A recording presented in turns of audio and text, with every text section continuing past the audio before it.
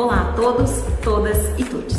Sejam muito bem-vindos e bem-vindas ao primeiro episódio do NAD Diversidade, nosso podcast produzido com carinho pelo Núcleo de Apoio à Diversidade do Unifenas Varginha. Hoje vamos mergulhar em um tema que é fundamental para pensarmos em uma universidade e uma sociedade mais inclusiva, a neurodiversidade. Mais do que um conceito, a neurodiversidade é um convite a reconhecer e valorizar as diferentes formas de ser, aprender, sentir e interagir com o mundo. Aqui, acreditamos que cada singularidade importa e que todos têm o direito de viver, estudar em ambientes que respeitem suas potencialidades e ofereçam condições reais de participação. Este espaço é construído coletivamente para ampliar vozes, promover reflexões e fortalecer o compromisso da psicologia e da educação com os direitos humanos e a justiça social. Então, ajuste seu fone, abra o coração e a mente e venha conosco nessa conversa transformadora, porque diversidade não é exceção, é regra de vida e é ela que nos torna mais humanos. Olá, tudo bem? Sou a Carol Murta, aluna do curso de Psicologia do Unifenas Varginha. Estou aqui hoje com a professora Paula Garcia, professora de Terapia Ocupacional do Unifenas Varginha, e com o nosso convidado Vinícius de Souza Pereira. Como a terapia ocupacional se insere no contexto de neurodiversidade e qual o papel específico do terapeuta ocupacional com essas pessoas? Bom, a terapia ocupacional, nós somos profissionais da área da saúde e o nosso foco principal é a ocupação do indivíduo. O nosso trabalho está voltado através das atividades, através do fazer, das ações humanas. Nosso trabalho está focado na autonomia e independência das atividades da vida diária. Quais as principais áreas de atuação da terapia ocupacional com essa população e quais exemplos práticos você poderia nos dar de intervenção? O nosso paciente da neurodiversidade, o nosso paciente autista, hoje nós estamos trazendo um diagnóstico precoce e mais capacidade para poder trazer esse diagnóstico para o nosso paciente e ele ter uma qualidade de vida melhor. Então, a terapia ocupacional, nós conseguimos atuar na área da saúde, na área da educação e na parte social, na área social. Então, estamos focados mesmo para a inclusão social, para trazermos autonomia na rotina, para que o fazer da pessoa que tem o autismo, que se enquadra dentro das pessoas com neurodiversidade, tenha uma vida comum e com qualidade como todas as pessoas. Como a avaliação das habilidades e dificuldades sensoriais é realizada pela terapia ocupacional e qual a importância de considerar as particularidades sensoriais de cada indivíduo? O nosso paciente da neurodiversidade, o nosso autista, ele apresenta diversas alterações sensoriais. E essas alterações, elas podem ser tátil, auditiva, gustativa, olfativa, por isso a gente tem as seletividades alimentares, as restrições. Então, o terapeuta ocupacional, por nós conseguirmos trazer a integração sensorial, e hoje, em alta a nossa integração sensorial de Aires, que é considerada um método, uma técnica que terapeutas ocupacionais podem executar e melhorar essas disfunções sensoriais e trazer mais performance e qualidade para a vida diária dele. Então, o nosso trabalho está bem focado na cognição também do nosso paciente, para que ele tenha mais capacidade de se locomover, de se comunicar, sem com que essas alterações atrapalhem tanto o dia a dia deles. De que forma a terapia ocupacional pode auxiliar no desenvolvimento de habilidades motoras finas e grossas, coordenação, planejamento de tarefas em pessoas neurodivergentes? Nós utilizamos as atividades da vida diária, as atividades laborais, atividades artesanais, Então, o instrumento de trabalho da terapia ocupacional são as atividades. E essas atividades, como elas são ricas e ela engloba todo o contexto do indivíduo, então essa atividade ela vai ser mesmo escolhida pelo indivíduo na terapia dentro de um contexto, As sessões de terapia ocupacional, o atendimento de terapia ocupacional é sempre um atendimento muito amplo, muito complexo, Hoje eu tenho aqui comigo o Vinícius, que sempre foi o meu, eu digo que hoje ele é meu companheiro enfermeiro, né, Vinícius? Mas um dia já fez o processo da terapia ocupacional, já foi um cliente da terapia ocupacional. E acredito que o Vini também pode contar um pouquinho pra gente como que é o fazer da TO, né, Vinícius? Conta pra mim. Bom, a terapia ocupacional trouxe mais experiência na minha vida, trouxe mais, me ajudou a obter mais concentração, procurar mais trabalho, procurar ser uma pessoa melhor. Me ajudou também através dos afazeres de casa, dos afazeres no trabalho.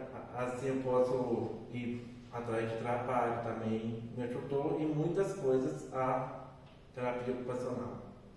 Vamos falar sobre os desafios cotidianos e estratégias de intervenção. Quais os desafios mais comuns que pessoas neurodivergentes enfrentam em atividades da vida diária, como higiene pessoal, alimentação, vestuário, higienização? E como a terapia ocupacional pode ajudar a pessoa a superar esses obstáculos? Me dá até vontade de devolver essa pergunta para o Vinícius, viu? mas eu vou trazer para vocês esses conceitos. Até por nós podermos trabalhar com as atividades e elas sendo artesanais, laborais, criativas, nós conseguimos atingir os aspectos cognitivos, motores e sensoriais do meu paciente. As sessões de terapia ocupacional, os atendimentos da TO, são atendimentos que acontecem, eu digo que sempre tem começo, meio e fim, né, Vinícius? Então a gente sempre tem o processo da iniciação, onde a gente começa com atividades mesmo lúdicas, voltadas para o corpo, para que dentro dessa atividade motora, aí ele também vai trazer as habilidades funcionais para que ele se torne mais autônomo, dependente das ações diárias. Depois a gente sempre traz, eu sempre venho com os estímulos cognitivos, que aí são os estímulos que eu vou trazer concentração, raciocínio lógico, sequência, e que também volta para as atividades da vida diária e as atividades laborais e produtivas. E essa parte mesmo da parte social, onde a gente sempre, a TO é sempre atendimentos descontraídos, que eu digo atendimentos com bastante leveza, para que o paciente consiga trazer as suas dificuldades e saber colocar quais são as suas dificuldades para o outro. Porque hoje a gente sempre está se colocando no lugar do outro, mas não é tão simples assim. E o paciente, quando ele sabe dizer quais são as suas verdadeiras dificuldades da vida diária, de um fazer, ele consegue colocar para as pessoas o que está acontecendo. Então, o que eu busco mesmo para eles, o que eu tento trazer dentro dos meus atendimentos é bastante consciência do fazer, de quais são as suas ações e as suas ocupações diárias. Se eu tenho um paciente de 7 anos de idade, é muito importante para a família que aquela criança consiga já ter determinados amiguinhos na escola. Porém, essa é uma idade difícil. A psicologia sabe muito bem do comportamento dos 7 anos, né? Um comportamento desafiador.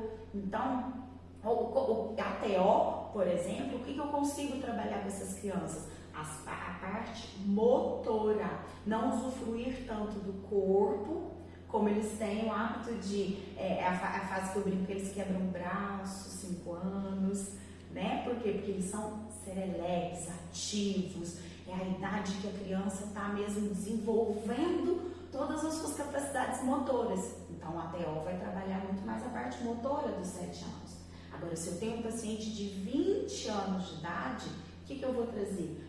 O trabalho como iniciador de uma área social. Então, é bem divergente mesmo o trabalho da terapia ocupacional e bem amplo, porque as ocupações humanas são hábitos, costumes de cada um. Como a terapia ocupacional pode ajudar na questão de regular a emoção e no comportamento das pessoas neurodivergentes? Essa questão, como eu sempre trabalhei interdisciplinarmente, eu sempre busquei ser uma profissional com outros profissionais ao meu lado, né? Porque eu falo que a TO, ela liga todos os conceitos que a gente tem de um indivíduo. A terapia ocupacional nunca consegue trabalhar sem a família ao lado, né? Seja ele pai, mãe, responsável, cuidador. Então, por atuarmos nas ocupações humanas, nas atividades da vida diária, então o meu trabalho está sempre voltado na demanda do meu paciente com a família num contexto social. Então, quando eu falo de emoções e comportamentos, eu sempre peço mesmo ajuda aos meus colegas psicólogos, que sempre tive colegas incríveis ao meu lado, na minha equipe, trabalhando comigo, porque eu acredito que as emoções e o comportamento sempre traz dentro de uma atividade da vida diária. Enquanto fazer humano, eu consigo ajudar essa emoção, mas eu acredito que o indivíduo sempre tem as emoções do coração com a cabeça, que aí o psicólogo atua de uma forma muito mais eficaz. No contexto familiar, como a terapia ocupacional pode orientar os pais, cuidadores, para adaptar ao ambiente, novas rotinas, participação de autonomia e para deixá-lo mais tranquilo. Como que funciona? A terapia ocupacional, a gente sempre inicia com uma avaliação. Pós-avaliação, eu traço o plano de atendimento, o plano de tratamento, cada família ou contexto a gente coloca de uma maneira esse plano individual de tratamento. E esse plano de tratamento, ele sempre tem a família como principal agente dessa demanda. O meu cliente tem a queixa, não é, Vinícius? O meu cliente ele tem a queixa e a família tem sempre uma demanda para aquilo que espera. Então, o meu trabalho é de muita dica, muita orientação e muito verdadeiro com a família. O que nós conseguimos, né, executar com esse paciente para trazer essa autonomia, essa independência. E eu sempre trabalho, Carol, com a questão do tempo. Tudo tem um tempo para que aconteça. Toda a nossa reabilitação, ela vem de acordo com a demanda, a queixa e o tempo para que eu consiga executar e chegar no final do meu objetivo. Então, eu trabalho com objetivos específicos, objetivos gerais, objetivos como metas, para que esse tratamento, para que esse plano de trabalho tenha começo, meio e fim. O mais importante é que o paciente da gente tenha essa alta, né? Consiga sair do processo da terapia ocupacional de uma forma eficaz e produtiva. Como a terapia ocupacional pode auxiliar no desenvolvimento de habilidades sociais e de comunicação, complementando o trabalho de outros profissionais? Como executamos as ações da vida diária, ajudamos o nosso paciente a ser ativo, habilidoso, trazemos as atividades da vida diária para o meu paciente. Essa questão da parte social, ela tem muito a ver com os modos, com os costumes, com as crenças e com os hábitos do indivíduo que ali está comigo no consultório. Quais recursos e tecnologias assistivas podem ser utilizados pela terapia ocupacional para promover a independência e a participação de pessoas neurodivergentes? Carol, hoje no mercado, a tecnologia assistiva, ela está em alta também. Ela vem com diversos recursos tecnológicos. Então, nós temos a inteligência artificial, que está nos ajudando muito. Nós temos alguns jogos que são de grande valia para o desenvolvimento social mesmo do meu paciente. Nós também contamos com dispositivos que chamamos de órteses, próteses, que também podem ajudar e facilitar a vida do meu indivíduo. Então, por exemplo, se eu tenho um paciente que tem muita dificuldade das destrezas finas, nós adaptamos os mobiliários do dia a dia, como faca, colher, principalmente na área da educação, com os lápis, as tesouras. Então, são diversos os recursos tecnológicos e da tecnologia assistiva disponíveis no mercado hoje para que a gente tenha mais autonomia e independência no fazer. Quais os principais desafios que as pessoas neurodivergentes enfrentam ao buscar e manter um emprego? Bom, esse eu acredito que imenso, infelizmente, né?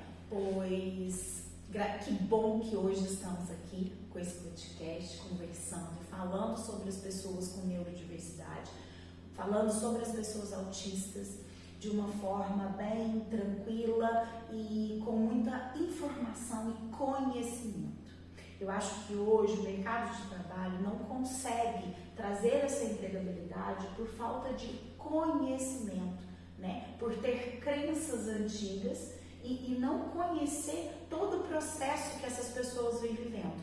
E desde 2015 para cá, onde dentro do CID-10, que é a Classificação Internacional das Doenças, o neurodivergente ele sai de um diagnóstico de transtorno mental, de doença mental, que isso foi muito importante para a categoria, colocá-los como pessoas com um transtorno neurológico, algo que, quando a gente fala de transtorno, a gente fala de algo que é episódios, algo que é passageiro, algo que começa, tem meio, pode ter um fim, né? Então, é muito amplo todo o conhecimento que temos, e hoje com as pessoas estudando melhor sobre o nosso cérebro, é onde a gente tem mais conhecimento, testes, avaliações que validam esse diagnóstico e traz melhoria para a qualidade de vida do indivíduo. Mas para o mercado de trabalho hoje temos muita dificuldade, né, Vinícius? E aí, olha eu aqui tentando não devolver perguntas para o Vinícius, mas Vinícius, me ajuda com essa questão. E Vinícius, você alcançou a conquista significativa de obter 2 diplomas universitários. Quais você acredita que são algumas forças e perspectivas únicas da sua neurodiversidade e que traz para as suas realizações acadêmicas? E como essas forças podem ser aplicadas em um ambiente profissional? Bom, eu consegui esses 2 diplomas através de 2 cursos que eu fiz. Primeiro eu fiz o curso de nutrição, depois eu fui atrás e fiz o curso de biologia. Pois dentro da minha área que eu gosto, eu queria para a área de laboratório, para análises clínicas. O que isso pode me ajudar e ajudar os outros autistas na área de trabalho? Pode ajudar a desenvolver mais a sua capacidade de desenvolver novos remédios, novas fórmulas, novas ferramentas que os outros autistas não conhecem, não tem nem consciência sobre esse tipo de coisa. Então, isso vai trazer mais experiência, mais objetividade, mais alcançar melhor as situações dentro da área do autismo, através da área de trabalho. O mercado de trabalho pode ser desafiador para qualquer pessoa. Quais foram alguns dos obstáculos específicos ou mal entendidos que você encontrou durante sua busca de emprego ou experiências de trabalho anteriores que você sente que estão relacionados ao fato de ser autista? Bom, um dos obstáculos que eu tive através desse caminho foi o bullying que eu sofria dentro da sala de aula.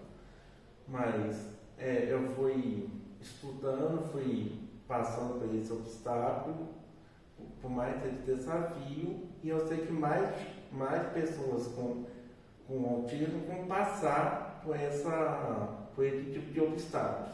Mas a minha opinião é que eles vão conseguir, através desse obstáculo, desse desafio, conseguir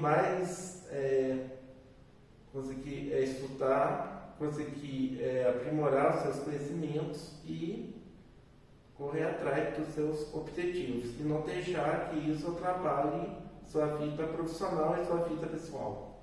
Muitos locais de trabalho são projetados em torno de normas sociais e comunicação neurotípicas. Na sua opinião, quais são algumas das mudanças práticas ou acomodações no local de trabalho que poderiam criar um ambiente mais inclusivo e acolhedor para os profissionais autistas? E qual o impacto que você acha que essas mudanças poderiam ter na produtividade e inovação geral do local? Bom, para se conseguir melhor esse tipo de emprego, tipo de trabalho, dentro desse ambiente de trabalho, os autistas têm que trabalhar com mais leveza, tem que ter objetivo no que ele quer da sua vida, em que tipo de trabalho ele quer desenvolver, em que tipo de ambiente ele quer se incluir na área de trabalho. Tem que ter um ambiente não com muito barulho, não com muita conversa, não com muito som alto, porque os autistas têm esse problema de barulho alto, de som alto. Então, para eles começarem a trabalhar, tem que ser um ambiente relaxado, um ambiente menos barulhento, com menos gente, porque os autistas não podem trabalhar com muita gente também. Tem que ser em um ambiente favorável a eles, um ambiente melhor e mais acolhedor.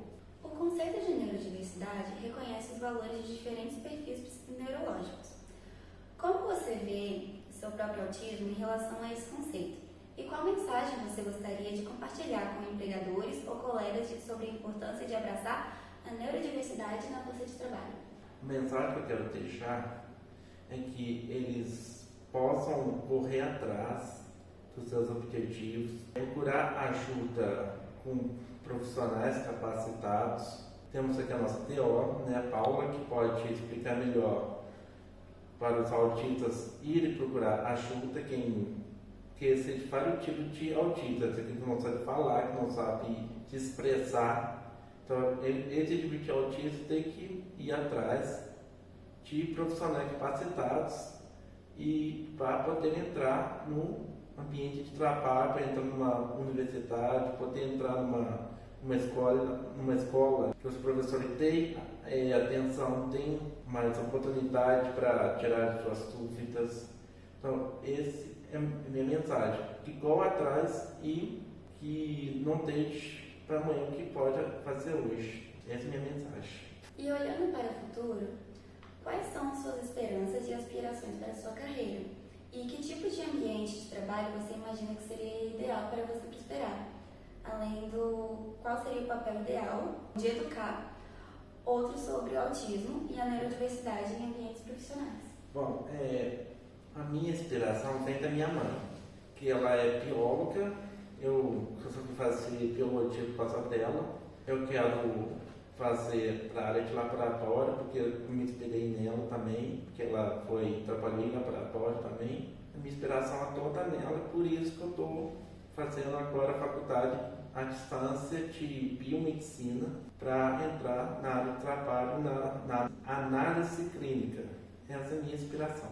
Paula, de que forma a terapia ocupacional pode atuar junto com a empresa e promover ambientes de trabalho mais inclusivos e adaptados para as necessidades dos profissionais neurodivergentes?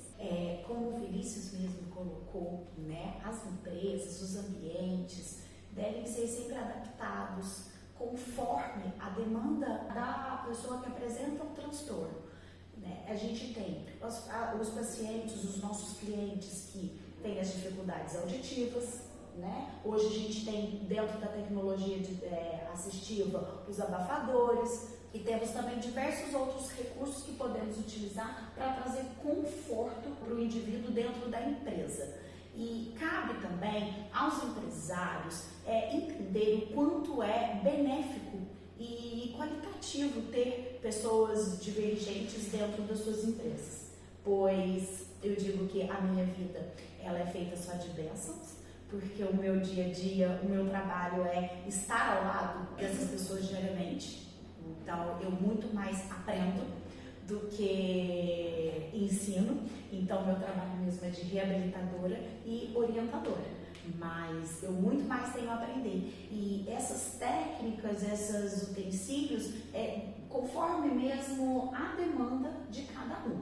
Quais adaptações no ambiente de trabalho e nas tarefas podem ser implementadas para otimizar o desempenho e o bem-estar dos funcionários? Hoje, como nós temos diversos recursos na tecnologia assistiva, A gente tem, por exemplo, assim, eu digo que temos recursos do deficiente visual que muito pode contribuir na neurodiversidade. Eu tenho recursos como os abafadores, eu tenho os recursos tecnológicos, tenho a inteligência artificial que facilita muito o dia a dia, diversos são os recursos. É importante ressaltarmos também, o Vinícius pode falar para nós muito melhor sobre a lei da Berenice Pino, que fala sobre essas inclusões, né, Vinícius? Coloca pra gente, por favor. A lei Berenice Pino, que é conhecida também como lei número 12.764, foi criada no ano de 2012. É uma legislação que busca estabelecer as leis do transtorno do espectro autista e suas famílias. O que essa lei estabelece para os autistas? Estabelece pessoas com TEA, que é o transtorno do espectro autista, são consideradas pessoas com deficiência para todos os efeitos legais. Então essa lei está buscando estabelecer para mostrar que os autistas também estão tendo tais leis. Bom, ele também vai garantir o acesso dos autistas na área de saúde, na área da educação, na área também, eles vão, dentro dessa lei, eles vão buscar medicamentos também, vão buscar nutrição mais adequada. Vai estabelecer também a política nacional de proteção dos direitos das pessoas com autismo. Essa lei também assegura o direito ao benefício de prestação continuada, que é o LOAS, que todos os autistas têm direito ao LOAS. Eles também têm a cadeirinha, eles também a família também são obrigados a criar a cadeirinha dos autistas. Para as pessoas que têm autistas, são obrigados a criar essa cadeirinha, que é chamada de CIPTEA. Aonde que faz essa cadeirinha, a CIPTEA? Só nos locais que faz passaporte, nesses locais fazem essa carteirinha dos autistas. Para mim não estender muito, também só vou falar mais uma coisa, porque é muita coisa que essa lei proporcionou e vai proporcionar ainda mais para os autistas. Na assistência social, os autistas têm direito a benefício e programas sociais oferecidos pelo governo, como o benefício de prestação continuada, que é o PPC, ou LOAS, no caso de família que tem baixa renda, para o acesso à previdência e assistência social. São muitas as leis que a Berenice Pino criou para os autistas. Quais exemplos de empresa ou iniciativas que você considera bem-sucedidas na área de inclusão de pessoas neurodivergentes? E quais os pontos-chave dessas experiências? Então, assim, fechando, né, o que o Vinícius coloca para nós sobre a lei da Berenice Pino, que desde 2012 ela vem atuando e trazendo benefícios, direitos, deveres também da nossa pessoa com autismo. É importante colocarmos que os empresários hoje devem conhecer essa lei, saber dos benefícios em ter a pessoa com a neurodiversidade, a pessoa com transtorno do espectro autista dentro das suas empresas, porque isso favorece não só a empresa, o ambiente de trabalho, mas é acolhedor para as famílias saberem que existe possibilidades. Hoje nós lidamos com, a cada 10 pessoas, nós estamos com 3 pessoas com autismo. Isso é um índice muito alto. É um transtorno que ele não tem classe social, ele não tem cara, ele não tem jeito, ele é um transtorno. E que precisamos de conhecer mesmo quais são as características e as condições de cada um, para que esse termo não seja pejorativo e não traga bullying, não traga desconforto, pois às vezes quantas pessoas, quantos familiares, às vezes a gente vai fechar o diagnóstico com a criança e o pai ou a mãe fala, mas eu me sinto assim, eu sou assim. né? E a pessoa sofreu tanto às vezes na escola, na fase do aprendizado. Hoje nós temos muitas pessoas descobrindo o diagnóstico do autismo com 30 anos e essa pessoa sempre trabalhou em ambientes que se tornou hostil pela falta de conhecimento dele mesmo com as sensações, com as percepções, né? Então é muito importante que essa lei, que hoje ela consegue ser vigorada no Brasil, hoje nós estamos, foi em outubro do ano passado que essa lei foi realmente colocada para os nós brasileiros, para que podemos usufruir e buscar os nossos direitos. Muito obrigada pela participação dos dois, foi muito importante pra gente. Obrigada a nós. E agora estamos aqui com a professora e psicóloga do curso de Psicologia do Unifenas Varginha, Denise Costa Ribeiro, para falar sobre neurodiversidade.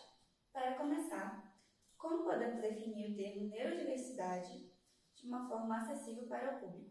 Bom, os neurodivergentes são pessoas que, por algum motivo, normalmente de ordem biológica, têm alguma alteração na ativação do funcionamento cerebral. E aí, por isso, eles entendem, interpretam e se relacionam e se comportam no mundo de uma maneira diferente do que as outras pessoas. Quais são os principais transtornos ou condições incluídas no aspecto de neurodiversidade? E como poderiam dar alguns exemplos sobre suas características centrais? Então, existem vários transtornos que compõem aí as neurodivergências.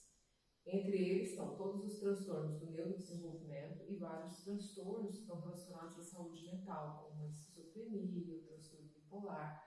Mas hoje em dia, os que são mais falados na sociedade, que tem se dado mais ênfase, é o TDAH e o autismo.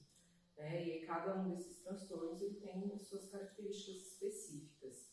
No autismo, é um isolamento social, uma dificuldade de socialização. No TDAH, normalmente está associado a comportamentos impulsivos, procrastinação e desatenção. Como é realizado o processo diagnóstico de condições como o transtorno do espectro autista e o transtorno de déficit de atenção e hiperatividade, em diferentes casos da fase da infância, adolescência e a vida adulta? E quais os principais desafios nesse processo? Então, o processo diagnóstico ele é muito mais clínico, né, pela observação comportamental e pelos sintomas que o paciente relata, do que especificamente existe uma ferramenta sozinha que ela vai dar esse diagnóstico. Isso nós não temos. Normalmente esse diagnóstico ele é multiprofissional, envolve a avaliação de diversos profissionais, como o neuropsicólogo, muitas vezes psicopedagogo, aí depende da idade da criança, o neuropediatra, o médico neurologista, o terapeuta ocupacional, o fonoaudiólogo, todos eles têm ferramentas e técnicas que são específicas da sua área, que aí compõe-se uma avaliação que ela é multiprofissional para se chegar a um diagnóstico como esse. E qual a importância de um diagnóstico precoce e quais os benefícios que ela pode trazer para a pessoa e sua família? Então, o diagnóstico precoce, ele é dado quando a criança ela já apresenta primeiros sinais de um possível atraso ou alteração do neurodesenvolvimento, mesmo antes que se saiba exatamente que transtorno tem ou se tem algum transtorno. E aí o benefício é que é possível fazer um programa de tratamento para estimular aquela criança, para que ela desenvolva as habilidades motoras, cognitivas, emocionais, sejam elas quais forem, que está em defasagem, antes de que atenda os critérios para um diagnóstico. Então, quanto antes for estimulado, se tiver um diagnóstico futuramente que vai ser dado, possivelmente ele vai ser o mais leve possível. Existem outros transtornos ou condições neurodivergentes menos conhecidas que você considera importante mencionar? Sim, existem vários transtornos. Por exemplo, a síndrome de Tourette, a síndrome de Rett, a esquizofrenia, ela está dentro dos transtornos mentais e muitas vezes as pessoas não sabem que é um transtorno relacionado aí com a neurodivergência, por exemplo.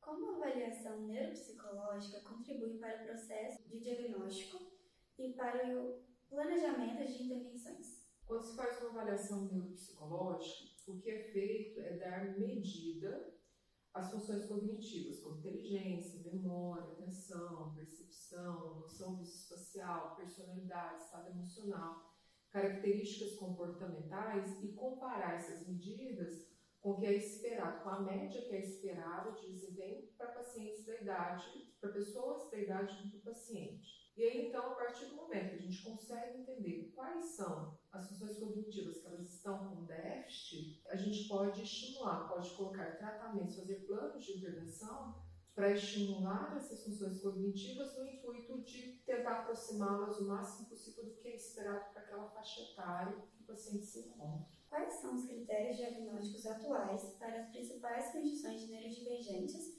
e como eles evoluíram ao longo do tempo? Então, cada transtorno tem os seus critérios de diagnóstico. Eu vou pegar os dois que têm sido mais falados, que é o autismo e o TDAH, porque senão a gente vai trabalhar com uma imensidão de possibilidades. Mas para o autismo é necessário ter atraso ou alteração de desenvolvimento, e esse atraso ou alteração tem que ser manifesto antes da criança entrar na vida escolar. Então, os sintomas aparecem com ela desde pequenininho. E ela vai envolver principalmente 2 outros sintomas além desse atraso, que é um prejuízo na comunicação social e um padrão rígido repetitivo de comportamento.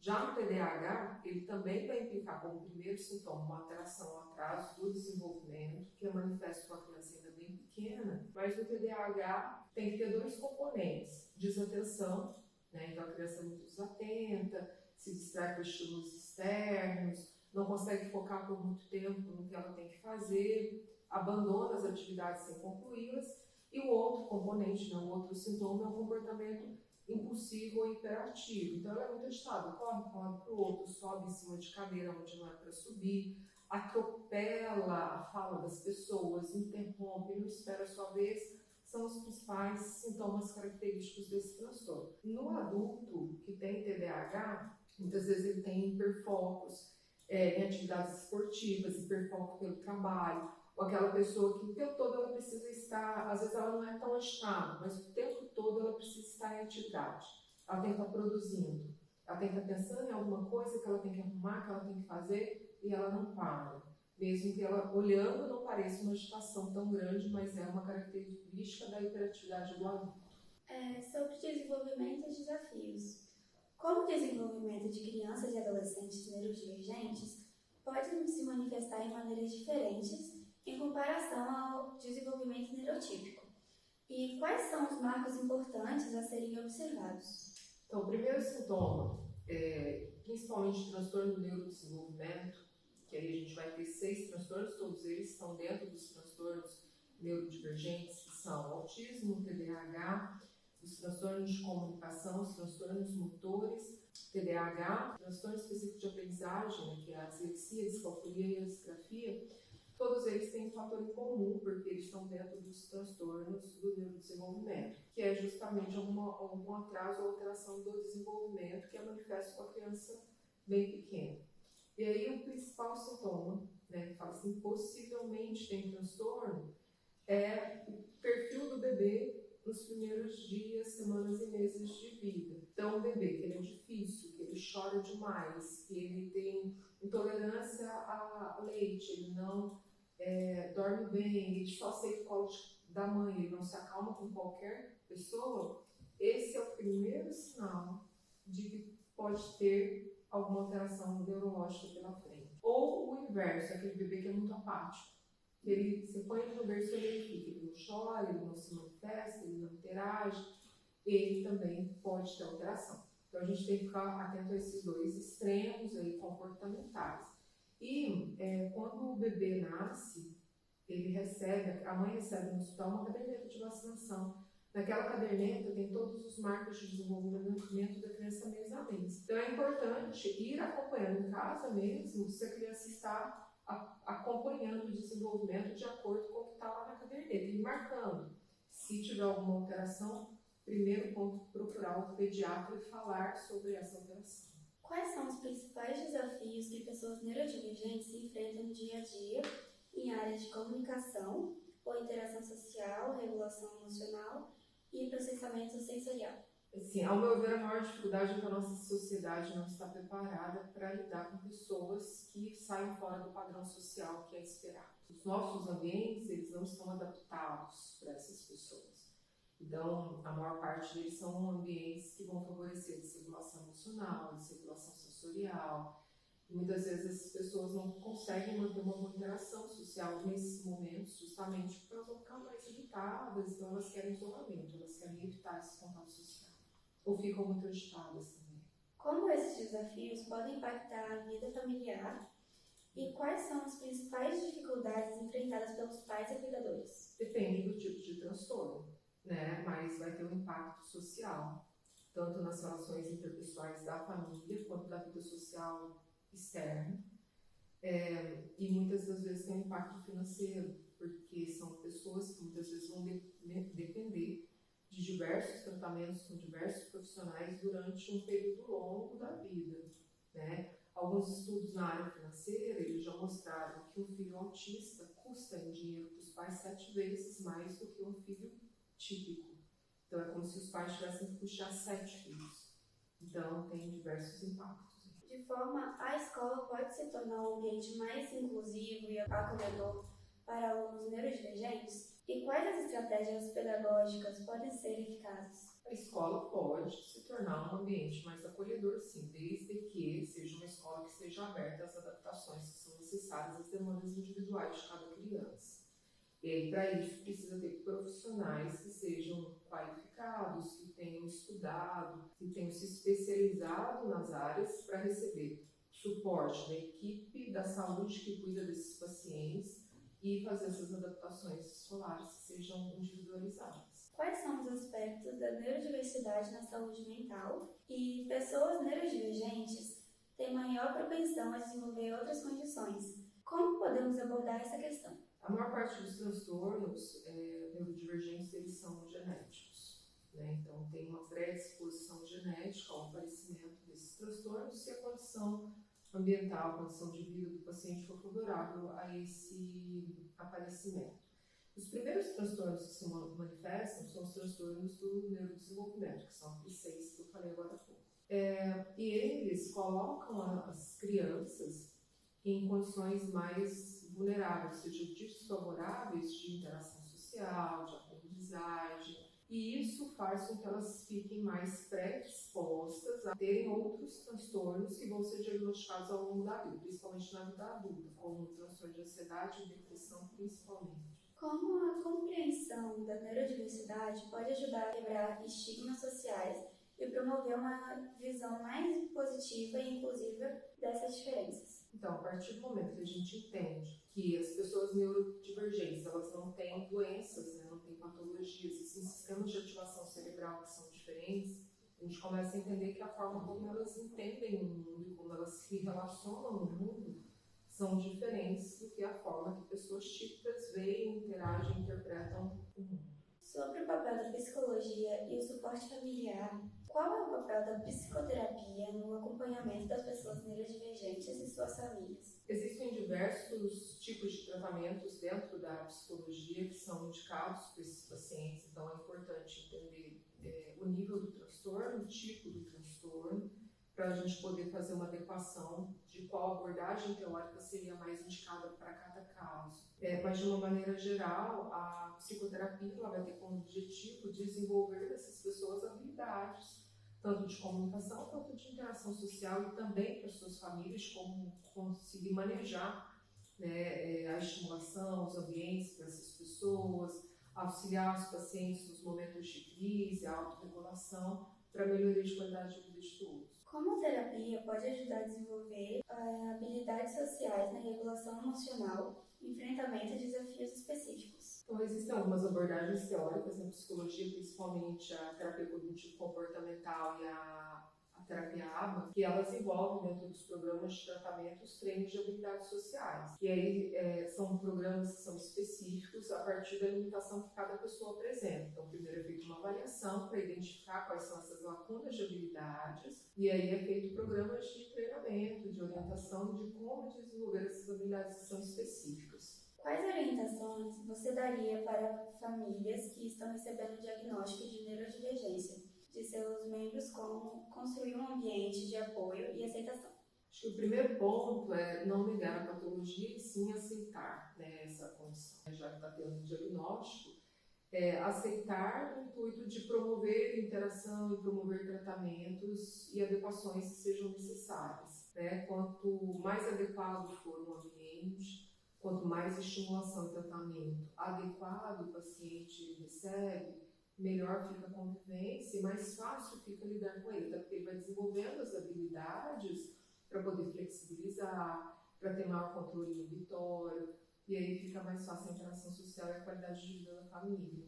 Como a psicologia pode auxiliar na transição para a vida adulta e na construção de autonomia de jovens neurodivergentes? Então, quando o diagnóstico é precoce, ou ele é feito na infância, ele é dado na infância, e o paciente tem a oportunidade de receber os tratamentos que ele precisa, ele não vai ser só psicoterapia, mas a terapia ocupacional é muito importante, a fonoaudiologia é muito importante nesses tratamentos, muitas das vezes até o tratamento medicamentoso, acompanhamento com um neuropediatra, com um neurologista, ele vai ser fundamental, mas se desde criança ela está recebendo essas estimulações, ela está desenvolvendo as habilidades que estão deficitárias. E aí, quando ela chega na adolescência, na vida adulta, quando comparado os marcos de desenvolvimento dela com o que é esperado para a idade dela, a gente não tem grandes lacunas de diferenças. Agora, se esse paciente ele não for diagnosticado na infância e ele chega lá na vida adulta sem um diagnóstico, mas com todos os problemas comportamentais, é claro, ele vai ter desenvolvido estratégias de sobrevivência para ele se dar bem na vida, né? Então ele vai usar de algumas compensações, de algumas funções cognitivas que estão bem desenvolvidas para fazer essa compensação. E aí ele vai aos trancos e barrancos, do jeitinho dele, passa na escola, termina uma faculdade, mas na hora que chega lá no trabalho o problema aparece. E aí ele vai ter uma série de problemas, principalmente de socialização, de procrastinação, de não conseguir entregar os trabalhos no prazo, porque não foi diagnosticado e tratado anteriormente. Então, quanto antes tiver um diagnóstico e intervenções, menores vão ser os danos que esse transtorno vai gerar na pessoa na adolescência ou na vida adulta. Tem pacientes, por exemplo, transtorno do espectro autista, que diagnosticados na infância, feitos tratamentos, principalmente terapia água, que é muito efetivo para o autismo, chegam na adolescência e as pessoas olham e falam assim, mas essa pessoa não é autista de jeito nenhum, nunca foi. Mas isso é porque entrou na intervenção desde pequeno e aí desenvolveu habilidades sociais, habilidades de convivência. E aí os sintomas do transtorno vão ficando cada vez mais leves. E quais recursos de rede de apoio você indicaria para pessoas neurodivergentes e suas famílias? Então, depende da idade do paciente, mas normalmente a rede de suporte que é dado a esses pacientes vai envolver psicólogo, neuropsicólogo, terapeuta ocupacional, assistente social, advogado, porque eles têm alguns direitos aí e é necessário lutar por eles, uma equipe psicopedagógica escolar bem elaborada, neurologista ou neuropediatra, às vezes psiquiatra infantil. Esses são os principais profissionais. Musicoterapeuta, muitas vezes, precisa também estar envolvido nessa equipe. Muito obrigada, Denise. De nada. E obrigada por vocês terem ouvido a gente. Espero que vocês tenham entendido, tenham tirado suas dúvidas. E é isso.